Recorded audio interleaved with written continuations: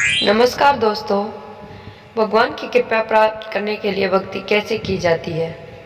पुराने समय में एक ग्वाले ने संत को तप करते हुए देखा। संत ने बताया ऐसा करने से भगवान के दर्शन होते हैं।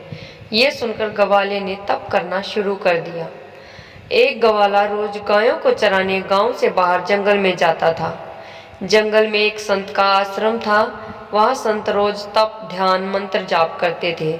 ग्वाला रोज संत को देखता तो उसे समझ नहीं आता था कि संत ये सब क्यों करते हैं। ग्वाले की उम्र कम थी। संत के इन कर्मों को समझने के लिए वह आश्रम में पहुंचा और संत से पूछा कि आप रोज ये सब क्या करते हैं।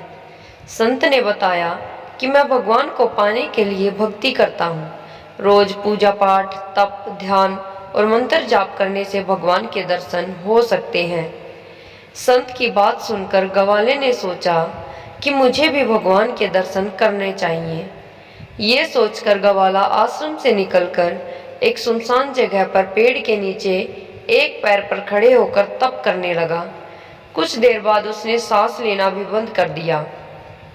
ग्वाले ने सोचा कि जब तक भगवान दर्शन नहीं देंगे मैं ऐसे ही रहूंगा।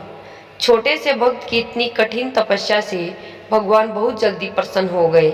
वे ग्वाले के सामने प्रकट हुए और बोले कि पुत्र आंखें खोलो, मैं तुम्हारे सामने आ गया हूँ। ग्वाले ने आंखें खोली बिना ही पूछा कि आप कौन हैं। भगवान बोले कि मैं वही ईश्वर हूँ जिसके दर्शन के लिए तुम तप कर रहे हो। ये सुनकर ग्वाले ने आंख खोल ली, लेकिन उसने ईश्वर को कभी देखा नहीं था।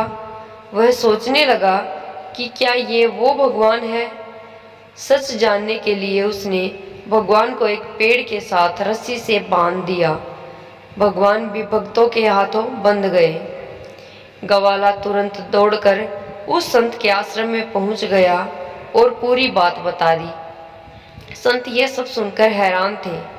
वे भी तुरंत ही ग्वाले के साथ उस जगह पर पहुंच गए।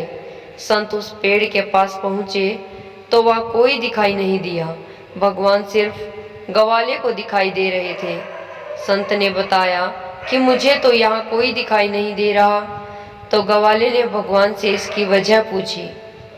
भगवान ने कहा कि मैं उन्हीं इंसानों को दर्शन देता हूँ जो निस्वार्थ भाव से मेरी भक्ति करते हैं। जिन लोगों के मन में कपट स्वार्थ लालच होता है उन्हें मैं दिखाई नहीं देता।